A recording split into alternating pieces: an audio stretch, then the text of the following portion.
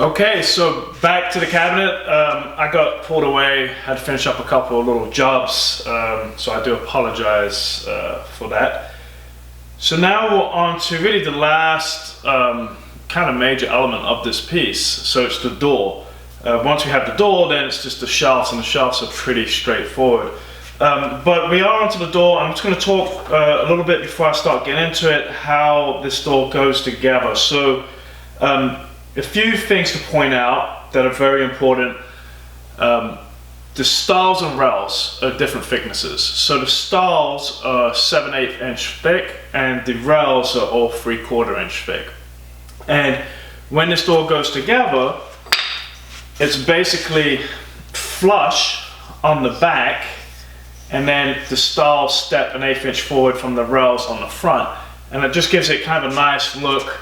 It kind of defines it a little bit more than just doing it flush all the way. Another thing to point out is the joinery. So, see, yeah, I don't know if you can see this here, but I'll get a close up. It's going to be a bridle joint.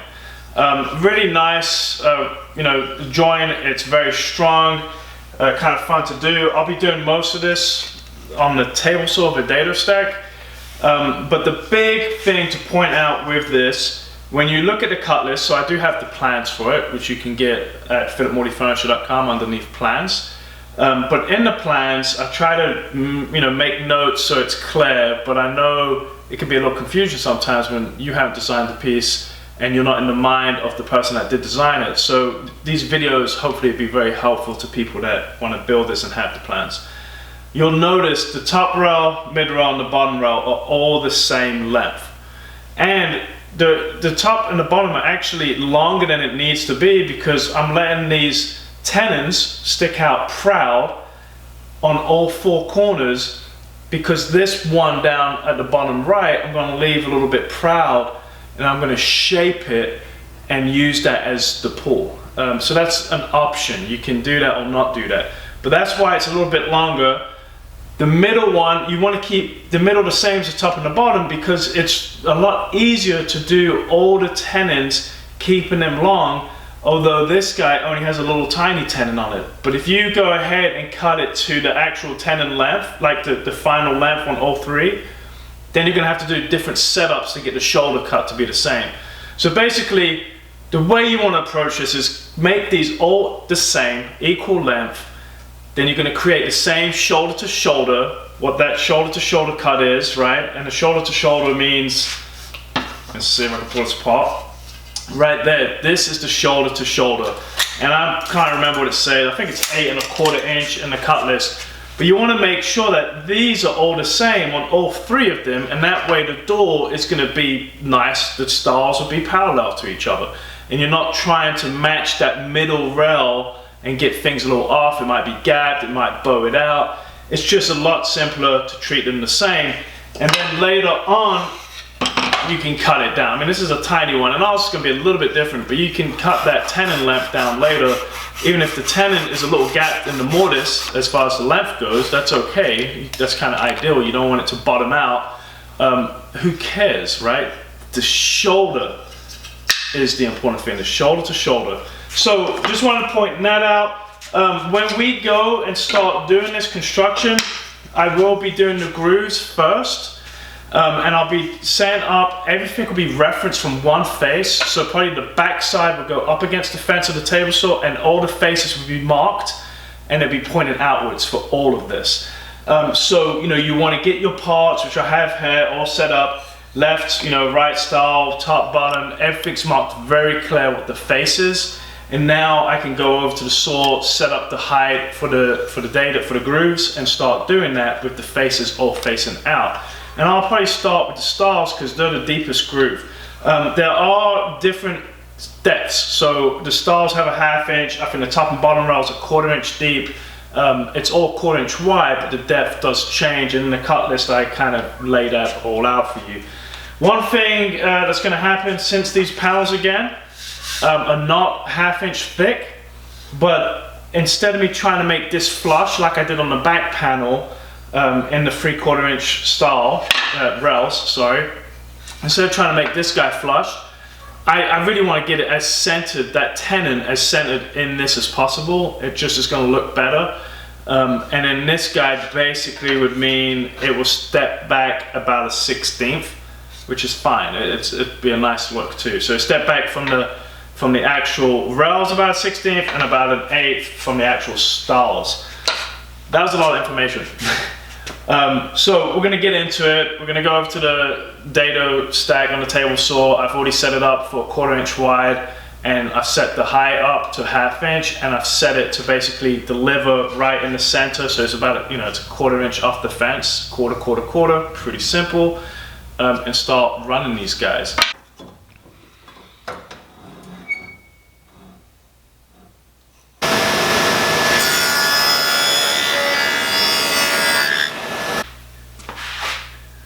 Okay, so I'm set up and ready to go. One thing I didn't mention before, make sure you have some test pieces. So I have a couple of pieces that are 7/8 inch thick, so this would represent the stalls. And then I wish these were a little bit longer, and I may have some longer stock I can get, but a couple pieces that are 3/4 inch thick too. That way you can test it, make sure your cuts are what you are planning them to be, and then follow it through with every step. So this will, I could do my mortising here, do my tenon on that, and everything should work out perfect on the actual parts. So every operation I do from this point, the face, no matter the thickness, the style or the rail, it faces out, so everything will line up flush on that back side. Got it set 1/4 inch off and a 1/2 inch deep.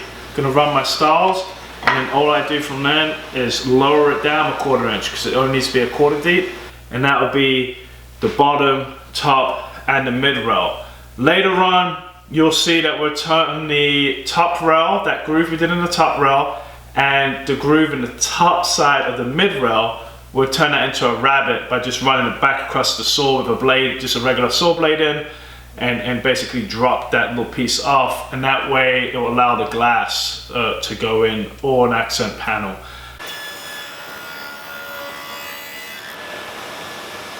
Okay, so we have our grooves done. So the 1/2 inch grooves on our stalls, so we could put that to the side. And then we have our bottom rail, 1/4 inch deep, so that's done. Our top rail, 1/4 inch deep, and this is the one I was talking about later on the back side. We'll simply just come in and we'll cut that off, and we'll probably just run that across the table saw, and that'll create a rabbet instead of a groove, and that'll allow us to get the glass in. So that one's done. Well, that one will get done once we do that. And then our mid rail. So this is, same kind of deal as the top rail. So it's just a groove on the bottom side of it, and then on the top, the back side here will get cut, and that will be gone, and then that will allow us to be able to place a piece of glass in there with a little bit of stop trim. So that's all good for now. We have this little guy to do, so just need to be careful. This is getting pretty small. It's 5/8 by 3/4, I believe.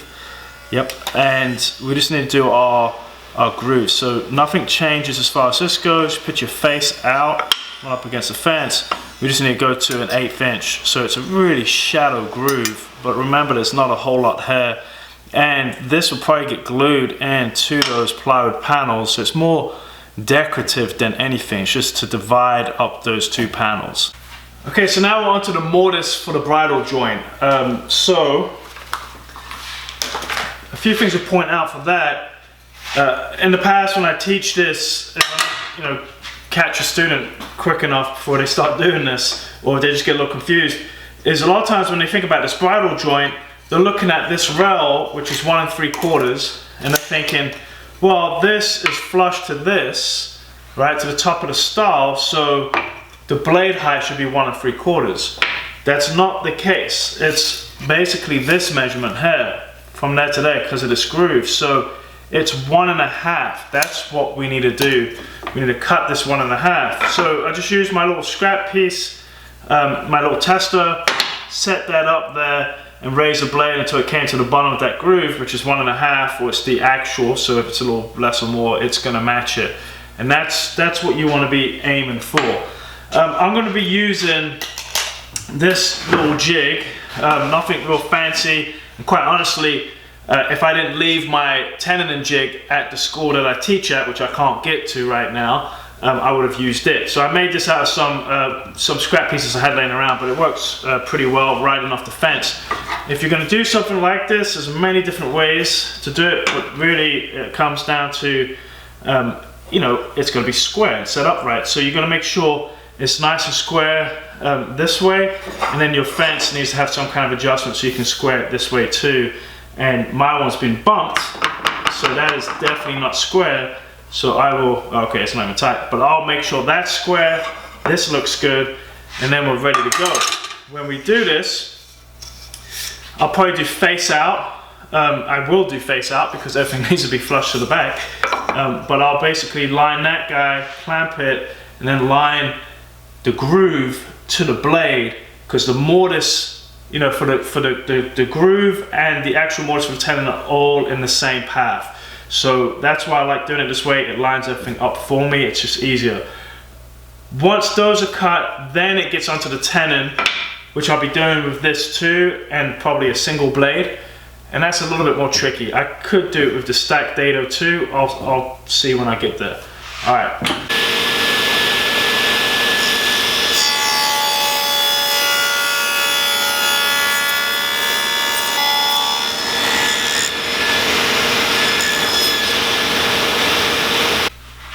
Okay, so now we need to establish the shoulder of the tenon.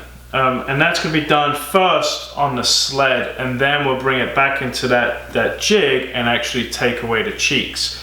A few things to point out. So in the cut list, like I mentioned before, follow the cut list. Some of the schematics might confuse you, like where it shows you the actual top rail and stuff. That's the actual. Almost like you've already gone through all of this, you've done it, you've done a dry fit, you take it apart. That's what this will be, but you need all these rails to be longer at this moment to keep everything consistent, so it just makes it easier for later on. So in the door parts, all the rails, the lengths are 12.5, 12.5, 12.5. They all have a little star next to it, and then it has a little notation at the bottom explaining why these are 12.5, but then in some of the schematics, it's not 12.5. So you're leaving it long, so that can get a little confusing. The main thing here, and in this I show the tenon length and the shoulder length. The shoulder length is key. So shoulder to shoulder, that's the cheek cut that we're doing, the shoulder cut that we're gonna go and make right now. So the length of the tenon is 2 1/8. And you wanna check yourself too. So if we're coming in 2 1/8, 2 1/8, and we know our shoulder to shoulder is 8 1/4, so go ahead and just mark 2 1/8, 2 1/8, that's 4 1/4. So I'm just going to put a little mark, oops, sorry, 4 1/4, and then I can measure back, and that should be 8 1/4, and that it's right on 8 1/4 because our length is 12.5. So always check your work. That 8 1/4 is very important. Now if you're 8 3/16, it's not going to be the end of the world, or 32nd heavy or less, as long as all three rails, all three of these guys are the same. So I've set out a little outboard stop.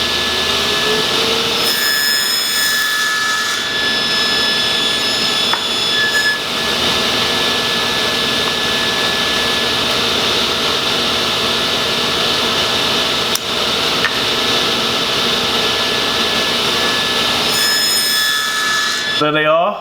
Bottom, our mid, and our top, and they all line up perfectly, shoulder to shoulder, and it's right on 8 1/4, shoulder to shoulder. So when you set that 2 1/8, you know, it's to the waist side, so you're going to be putting your blade to the waist side of that 2 1/8 mark, not on the actual keeper wood, or else you're going to end up, you know, 1/4 inch off. So now we're ready to make the tenon. So this is a scrap piece, or test piece I guess. Same thickness as all the rails. I've already shoulder cut everything. And so now when I come to drop this off, I'm actually not trying to drop it totally off. I'm leaving that little cheek hanging on there just a little bit so that way it doesn't fly back at me. And the way I like to do this is, I don't like flip-flopping this because I know this is not in the dead center. So using a shim, and the way that shim's figured out is, well, the mortise is the groove, right? So the thickness of what the tenon has to be, so that's the groove, so the 1/4 inch plus the curve of the blade. In this case, it's around 3/8 of an inch. Milled a piece to 3/8. It was a little bit sloppy by about 5-10 thousandths, if that. And then I just put a couple pieces of tape on the back. The nice thing with this is you could just take the tape or add tape to get it exactly where you need it to be. So with that, you're going to do your one cut without the shim on all of them. And then you're gonna, move it and put your shim and cut. I also like to keep the shim, when it goes in,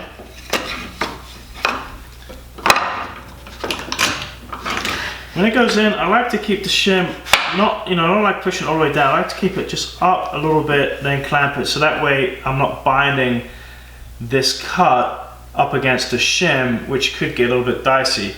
And you'll see the cheeks are not just flying off. I'm leaving them so they hang on a little bit. So just take your time with this.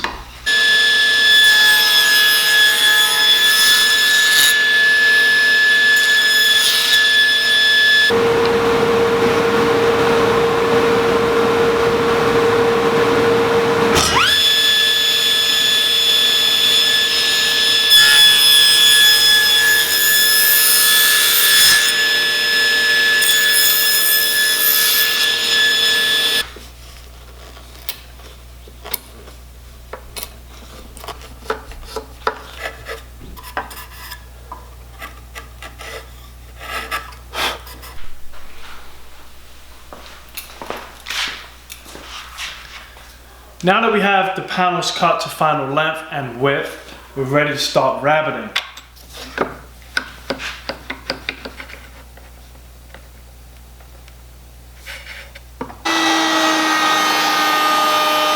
Alright, finally got the door dry fit together, making sure everything looks good and everything is looking nice and crisp. So, there's a few things we need to do before I can go ahead and glue this up.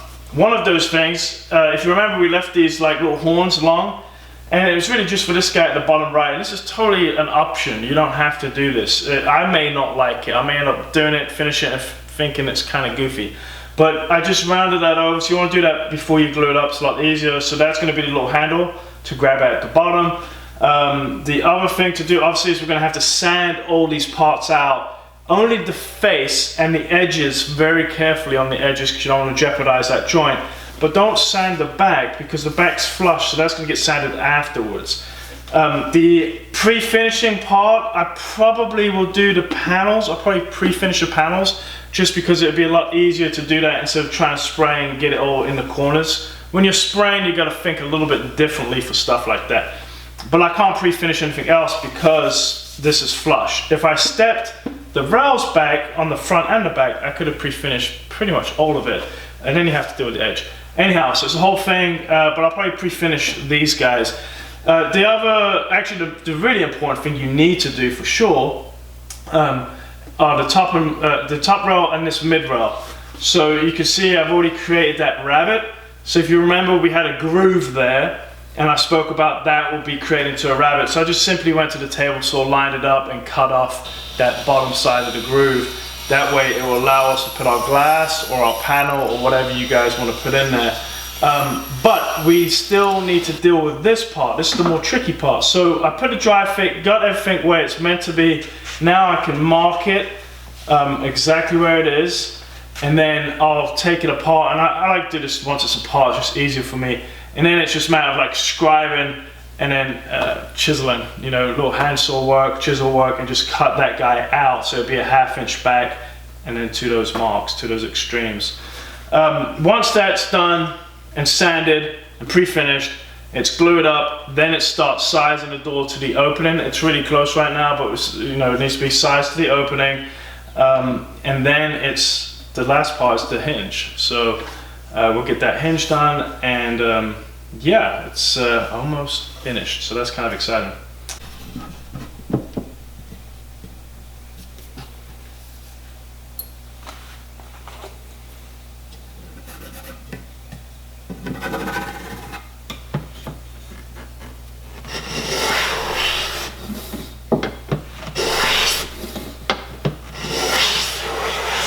Okay, so I've got that hinge side nice and tight all the way up, so that's done. That's what you want. So now it's time to start working on looking at this gap here, making sure that gap and that gap is about a 30-second or so.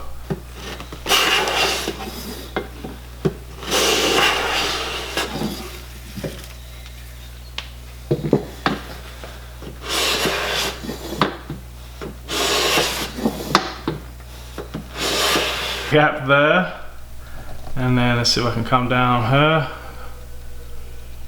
I've got my gap there.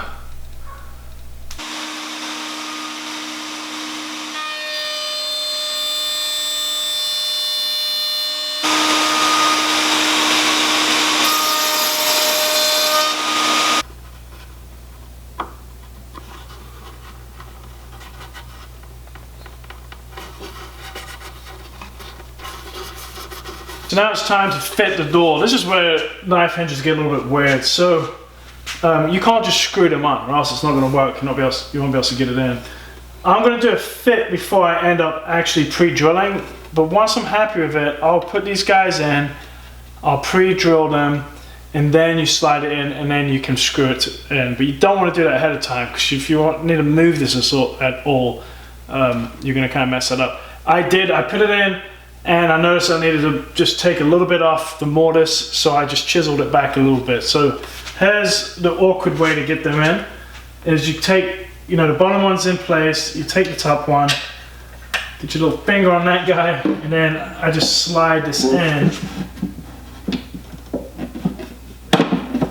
Alright.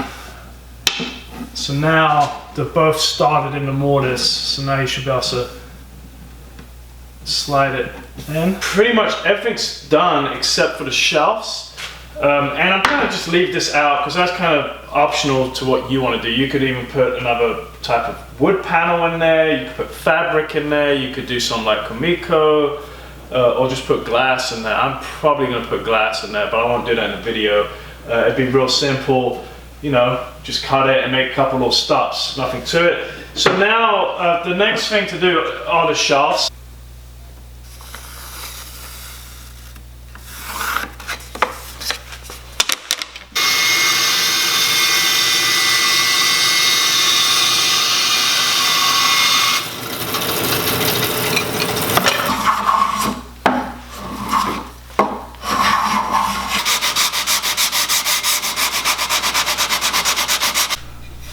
So if I'm not mistaken, that is the end of this project. The shelves are completed. I do need to screw the back on. I figured I don't need to bore you doing that. It's just a couple of screws. And one last little thing I might show on this video, I'll put a little clip of some of the hangers I used to actually hang this on the wall. It doesn't have a French cleat, but it has kind of like those keyhole type hangers. Lee Valley, I believe, sells a couple of really nice hangers that you just drill a round hole, a given diameter, they drop in, and a couple of screws to hang it. It doesn't take much. Ideally you hit a couple of studs, but I'll show some that I actually custom make myself, and I'll show you me just installing them. But that's it. This guy's done. The shelves are complete. Got the finish on, the little notches like I mentioned, and that way it won't fold out. But yeah, it's a fun little cabinet. Got the shelf there in front of this. I still haven't put the glass in. I'll do that probably later. And I think it's just there's a lot of things to learn in this cabinet. And I really appreciate you all watching these videos. of this build. I know some of it kind of got fast forward and skipped through, but it would just be way too long if I showed every detail. But I hope there's some stuff that you can pick up from it and learn, and just to elevate and push you forward in your craft, your hobby, whatever, however you want to take it, what direction you want to take it. So really appreciate you watching. If you do want to build this piece, I do have plans at philipmorleyfurniture.com, and you just go to the little plan button and you should be able to print that out as a PDF plan. And I would love to see if you go through and build one. I'm pretty active on Instagram, not as much on YouTube. So if you are on Instagram and you build this, please share it with me, and so I can share it with my followers and show you know, what you've come up with, and put your own little twist on it and your own little design elements. So yeah, thanks, and hope you enjoyed the videos. All right, take care.